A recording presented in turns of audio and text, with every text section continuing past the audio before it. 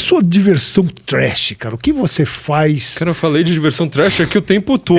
Vamos lá. Dagomir quer você deixa mais. Eu quero o que exatamente. mais. Que é a decadência total, absoluta aqui do ser humano. Eu já falei dos meus RPG, já falei das minhas histórias em quadrinhos. Eu sou uma pessoa do metal, entendeu? Metal, isso. Eu sou uma pessoa do metal. O que você gosta de metal, cara? Olha, varia muito. Eu já fui uma pessoa que adorava Doom Metal. Já ouviu falar disso? Doom Metal. Pois é. Eu sei que tem umas 25 variações de metal, né, cara? 25 acho que é na antessala. Né?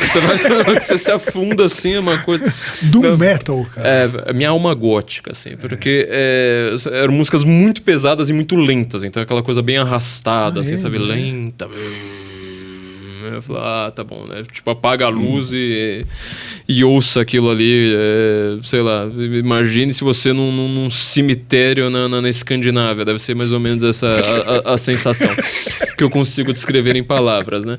Mas eu gosto, meu problema é o seguinte, eu gosto de muitos estilos musicais que não tem nenhuma conexão um com o outro. Só que quase todos eles são muito conhecidos, né? Por exemplo, tinha uma época que eu ouvia muito Dark Wave, umas músicas eletrônicas um pouquinho mais pesadas também, mais dançantes. Por exemplo, tem uma banda que eu adoro, pouquíssima gente deve conhecer, chamada Vumpskut, com V. Pois é, não... Ele lançava, era um cara só, né? Ele lançava uma música boa por álbum. Então, assim, era um álbum com uma música sensacional, um monte de encheção de linguiça. Mas ele lançava um álbum por ano, então, assim, pra mim tava mais ou menos tranquilo, né? Mas não, aquelas... Alemão? A Vumpskut é da Alemanha. Inclusive, o cara se chama Rudi Heitzinger, igual o cardeal, né? Que virou Bento XVI. Eu gosto de muito neo-folk também, nessas bandas que fazem uma versão folk mais ou menos atualizada, né? Às vezes com instrumentos de sintetizador, etc. Tem uma banda que eu amo de paixão, uma banda austríaca chamada Dargard. Tudo junto, né? Gard com 2 As, né? Dargard. Que eles fazem com muitos sintetizadores, né? Tecladinho ali de fundo e tal, mas uma música assim que fala assim, cara, se sinta numa floresta ancestral, tá? Você tá ali no meio dos povos antigos. Eles têm um CD chamado The Dissolution of Eternity. Todos os álbuns dele falam sobre eternidade, né? Esse é o Dissolution of Eternity. Que assim, uma música com letra deles e outra é um trecho em latim.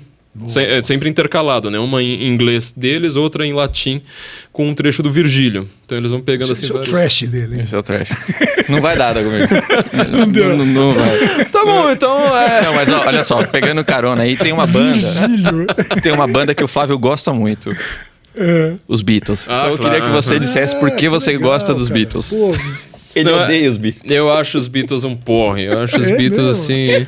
Eu acho que muito do rock que veio posteriormente aos Beatles foi uma correção, sabe? De falar assim, olha, apesar daqueles maloqueiros lá de Liverpool, entendeu?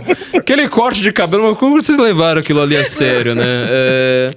Não, mas sabe qual é o meu grande problema com os Beatles? Você já viu? Tá bom, vou me descrever. Eu não sou uma pessoa das massas, entendeu? Eu não sou uma pessoa... Apesar de ouvir Iron Maiden, eu não sou uma pessoa das massas. Elitista. Eu sou elitista. Eu sou pobre elitista, entendeu? Eu era pobre, já falava. Eu era pobre, ia lá pra periferia lá da Zona Norte ouvindo Dargar, né? Tipo, viajando, falando, nossa, esse trecho aqui do Virgílio, né? Puta, que sensacional. Mas então eu gosto de coisas que vão um pouco além, sabe? E os Beatles, pra mim, o grande problema deles é que é uma música facilitada. Eu detesto música facilitada. Assim, ó, isso aqui é feito pra todo mundo ouvir. Então, assim, se você tem uma coisinha assim, sei lá, um pouquinho mais agressiva, um pouquinho mais complexa, um pouquinho mais esquisita, aqui não vai vender muito. Pra mim é um fenômeno comercial, entendeu? Mas mesmo eles tinham coisas altamente experimentais. Teve lá no final. Eu vi seu texto sobre o White Album. Não, Revolver. Do Revolver, desculpa. Não, eu também... eu não suportaria ouvir... She loves you, yeah. Hey Jude, pelo amor de Deus. Aquilo... Agressão ao Estado de Direito. Mas você pega uma música, como é que chama agora? Uma música do George Harrison. Cara, aquele... George Harrison gostava porque ele saía disso. Ele saía disso. E ele... Tem uma música que eu vou esquecer agora completamente o nome, mas é um baião, cara. Você vai ver, ele dá uma volta pela música indiana, que eu agradeço muito a eles também por essa abertura da música indiana, que eu não imaginava que era. Agora, realmente, ouvir Help agora. Realmente, Yesterday. Que, aliás, chamava... Ele acordou, o Paul McCartney acordou... Isso é um dado cultural importantíssimo. Ele acordou com a música na cabeça e chamou de ovos mexidos, Scrambled Eggs. Uau. Porque ele não sabia o que fazer aquilo lá. A melodia estava pronta. E a coisa realmente mais preguiçosa que pode existir. É uma música dos Beatles, eu acho ela chata, mas a introdução dela é interessante. Something. Ela tem um sentido. Do George Harrison, While My Guitar Gently Sleeps, apesar de eu também não gostar de ouvir, é uma melodia ali. Acho que é tudo que eu consigo aguentar dele. Você falou sobre ser baião. Tem uma música que é um samba, mas é dos Rolling Stones.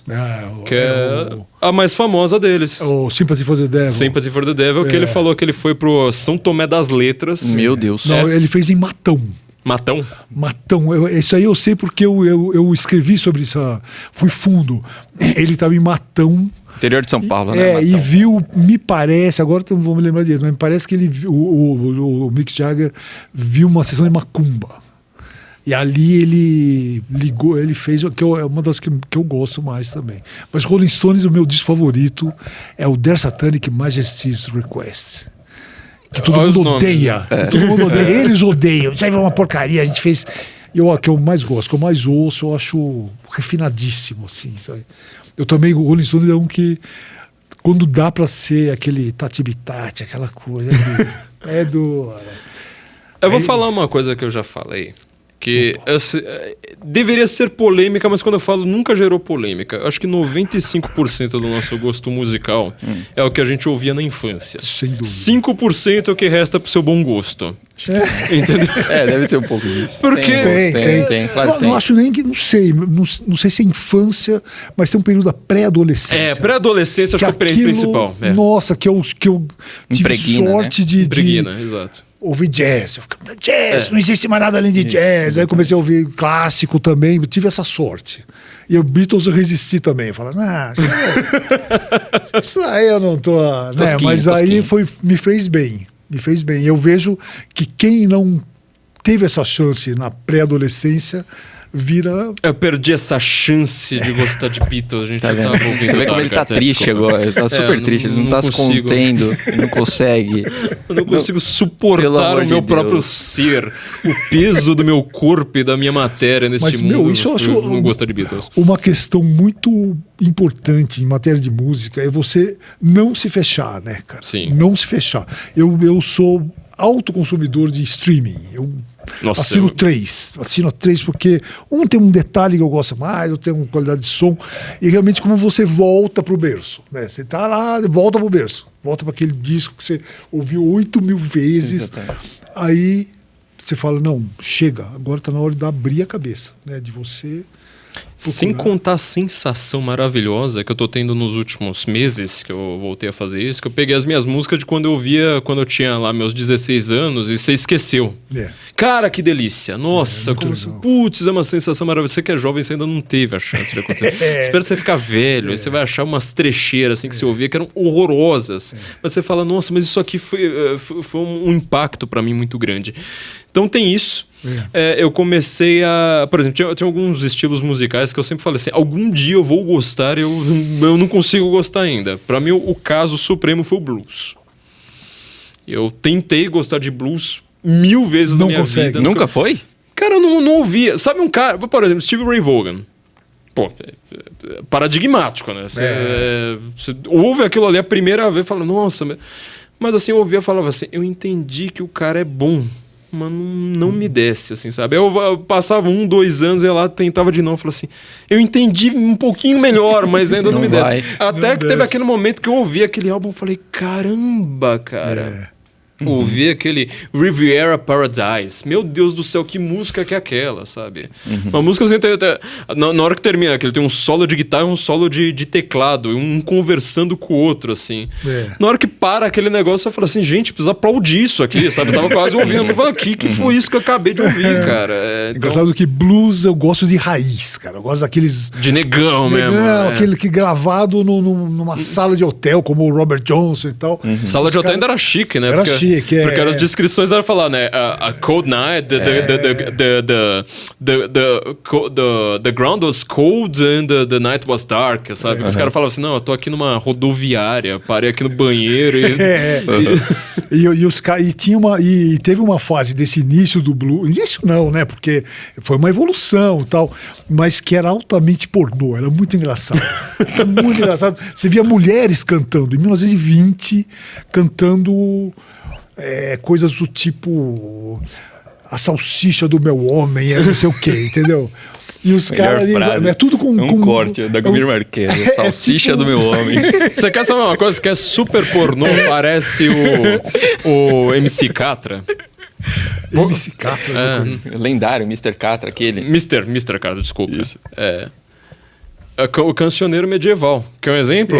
Carmina Burana. Pô, mas nunca ninguém leu o libreto de Carmina Burana. Porque assim, Carmina Burana, pra quem não sabe, é uma ópera que assim, eu amava. Hoje em dia eu tenho relações muito discutíveis com ela.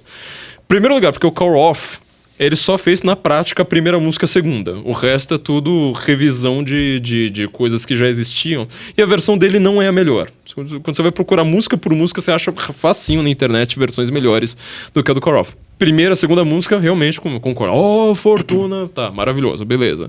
Só que o resto, assim, não é bem dele. A vida dele é meio misteriosa, foi um cara que ele flertou com o nazismo, apoiou o nazismo, assim. Quer dizer, um cara que você fala, sabe, não gostei muito. Só que o meio, aquela hora lá que começa lá, parece umas fadinhas cantando, né? Olha o nome da música, Em Taberna. Quer dizer, eu tô numa taverna. O que é uma taverna? No medievo, é um bar embaixo com uma hospedagem no andar de cima. Essa ideia de uma taverna.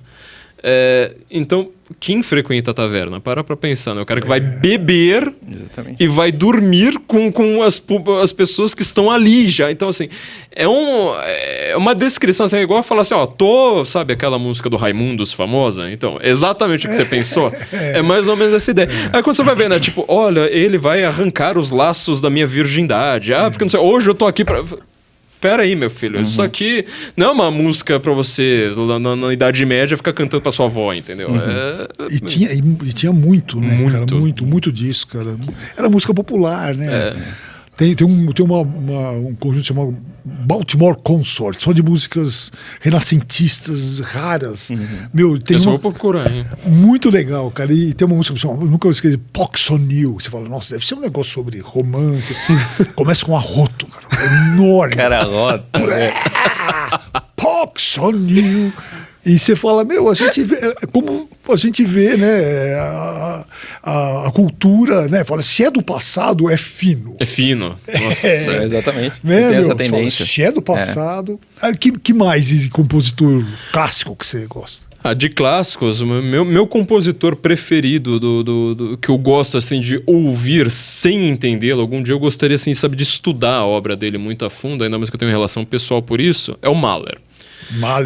Porque ele tem uma obra tão complexa que assim, aquela coisa, você ouve e fala, nossa, que maravilhoso. Você ouve no dia seguinte e fala assim, não, pra mim é uma música completamente nova, eu não consegui nem decorar. Sabe, você não consegue decorar. Porque assim, uma coisa é você entender, tocar. Não, é uma música tão complexa que você não consegue decorar, assim, tipo, sei lá, igual Beethoven que você fala assim, não sei tocar, mas eu sei o eu sei. Pra mim é o primeiro heavy metal que foi. Primeiro heavy metal. Exatamente. Aliás, Beethoven bota uma bateria lá. Não é que ficou famoso, né, mas... Engraçado, aqui no Brasil você tem a impressão que Beethoven ficou famoso por causa do Enéas, né? Você tem isso. E também pela musiquinha do Gás, né? Fear Elise, pros mais velhos de São Paulo aqui, né? Mas o Mahler, eu não conheço muito, mas é um dos compositores favoritos dos músicos, dos maestros. É impressionante. Eles vão lá, vão pro Mahler. O Mahler, pouca gente sabe disso também, mas ele teve uma importância muito grande pra psicanálise, que é uma coisa que eu odeio. Eu sou uma pessoa anti-psicanálise. Freud é lixo. Anti-freudiano até o osso, assim. Eu acho, assim, 99,9% do que o Freud escreveu é, sei lá, pra você picotar e jogar no lixo mesmo. E ele cuidou do Mahler. Uma metáfora. É mesmo? Ele cuidou do Mahler. O Mahler foi uma metáfora, né? Antes que algum panaca aí que não sabe pensar nessas coisas. Inclusive, eu tenho vários livros do Freud. Última vez que eu fui na feira do livro da USP, eu voltei com isso aqui de livro do Freud, porque era de um professor meu. É mesmo? Um professor meu super esquerdista, mas assim, a tradução dele... meu Deus, esqueci o nome do professor. Desculpa, professor. Até o final desse... eu espero lembrar o nome dele. Mas é uma das mais recentes. Ele corrigiu muito. O Freud ele foi pessimamente traduzido para o Brasil. Uhum. Porque ele passou pelos americanos. E os americanos zoaram também o coreto, sabe? Uhum. Ninguém pegou uma tradução direta. Não existe ego, por exemplo, pro Freud. Uhum. Ele fala eu. Ele fala, eu. É uma tentativa de tradução, é isso? Essa ideia. Porque algum gênio foi lá e falou assim... o Freud fala ego. Ele fala alter ego. Ele fala, e como é que fica aquela história id, ego e superego? O id tá lá. O id tá assim, lá. E o id, assim, também... Na verdade, é isto, né? É isto. É uma tradução que eles fazem pro latim. Mudou tudo, então. Então, você vê, a psicanálise, ela tinha uns conceitos muito mais populares, né? Pelo menos, assim, não é bem popular, mas, assim, conceitos sem pedantismo, vamos dizer assim. Você foi lá, foi tentar passar pelo latim, que não tá no Freud. Esse professor, ele pegou... Meu Deus do céu, preciso lembrar o nome dele. Os livros que tem a lombada preta, assim, o cantinho preto são os do meu professor, esqueci. Mas enfim, e ele cuidou do Mahler. O Mahler tinha uma depressão muito grande, um casamento horrendo, né? E um belo dia, lembra-se, né? Império Austro-Húngaro. Viena até hoje tem uma região ali da cidade que fala mais húngaro do que alemão. Por causa do Império, né? Então é um lugar ali que tinha muitas culturas ali há muito tempo. E aí o Freud, um belo dia, numa consulta, falou assim, nossa, mas você tem muitos problemas com a alma, né? Que é o nome da mulher dele. Eu falei assim, tenho. Aí eu falei assim, nossa, mas a sua mãe tinha uns problemas parecidos, né? Ele falou assim, então a alma... Só que aí ela tinha o mesmo nome da mulher dele em húngaro. Aí o Freud foi lá e falou assim, você tá apaixonado pela tua mãe. Aí ele foi lá e inventou esse negócio de complexo de Édipo, que eu acho assim, uma das teorias mais furadas, ridículas, não fazem o menor sentido. Você acha isso que não acho que não faz menor sentido. Inclusive, eu acho que hoje em dia, por exemplo, a cultura brasileira, os caras são muito mais apaixonados pela prima do que pela mãe, entendeu? Não, pelo amor de Deus. Porque é o primeiro qualquer contato... primo que tem prima sabe. E assim, outra coisa, o primeiro contato sexual que o homem tem, cara, só na sociedade praticamente vitoriana do Freud, pra você falar assim, olha, né, o cara com 15 anos tá apaixonado pela mãe. Sociedade judaica ainda por cima, né? Que o cara tem uma ligação com a mãe que não faz o menor sentido com nenhuma outra cultura do mundo. Você acha que foi localizado, assim? É da cultura judaica, ele universalizou e virou... E por causa da mãe do Mahler, que tinha o mesmo nome da mulher dele, só que um em húngaro e outro em alemão, né? Aí ele fala, tá vendo, tem um complexo de Édipo universal. Cara, bobagem, furado, isso não faz o menor sentido, cara. Os jovens estão apaixonados pelas primas, não esquece isso. Não vai dar certo, não tem nada a ver com a mãe.